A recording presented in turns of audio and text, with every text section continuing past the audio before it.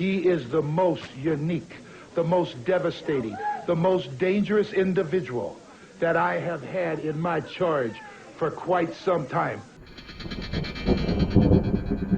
From the late 80s and all through the 90s, few wrestlers thrilled and fascinated me like the Great Muta.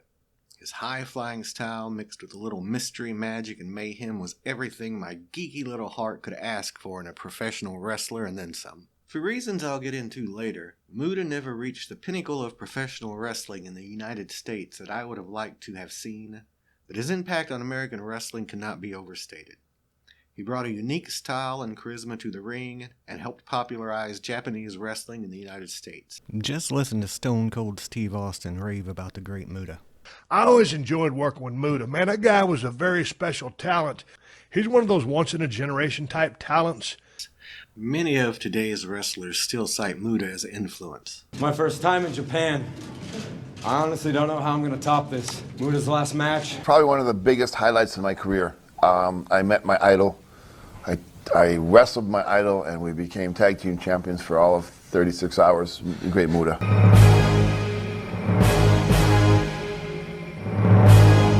The Great Muta's pre-American wrestling career is very much worth looking into, but I'm just going to cover the American side as that's what I'm more familiar with. Although he had wrestled a bit in WCCW, World Class Championship Wrestling, under the moniker The Super Black Ninja, where he briefly feuded with Kevin Von Erich. Here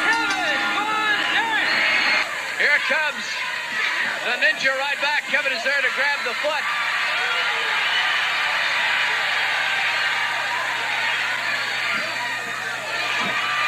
Don't forget that sensational shootout. Texas versus Tennessee coming up as Kevin unloads. To the corner, he takes it. To the other corner, the Ninja with a surprise. So this is the first time we've seen the Ninja have any kind of trouble.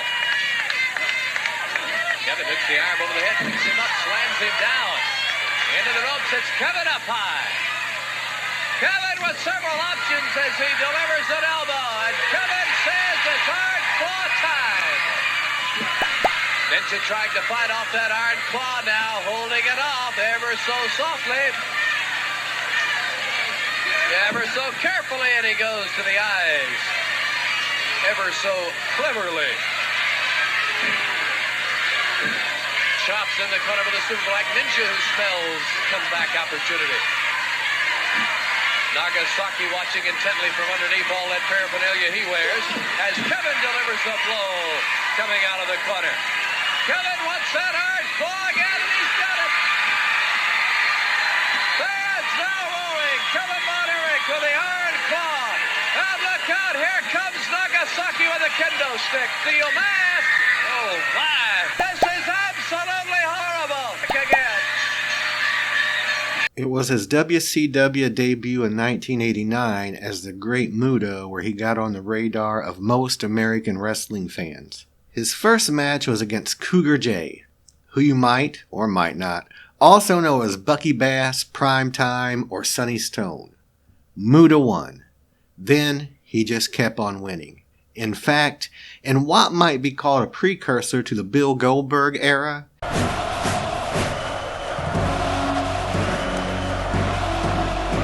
he had nearly a year-long winning streak before it all came crashing down.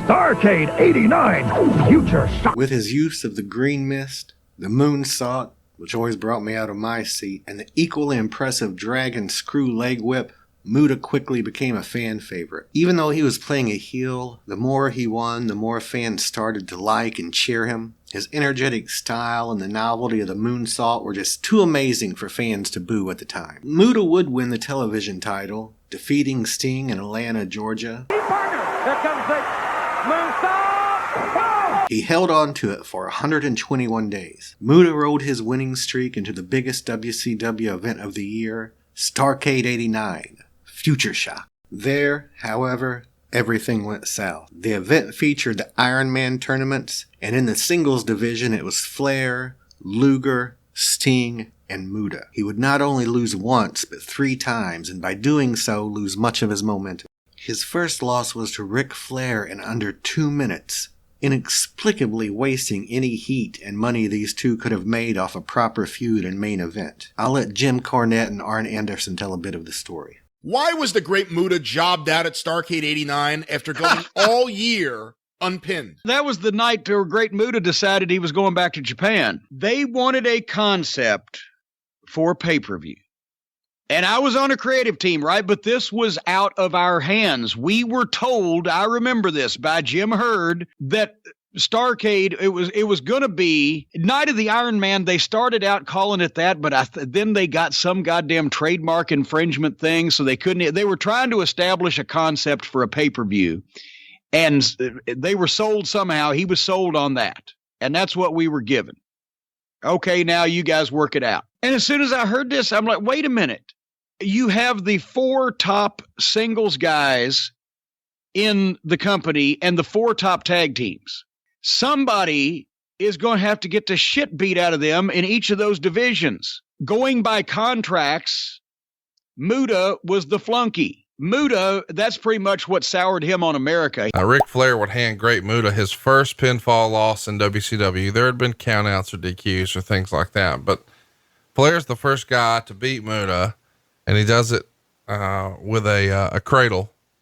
So it's a clean pin, and it takes all of 1 minute and 55 seconds. You know, I doubt that it was even by design. It was just short-sightedness on whoever's putting the show together.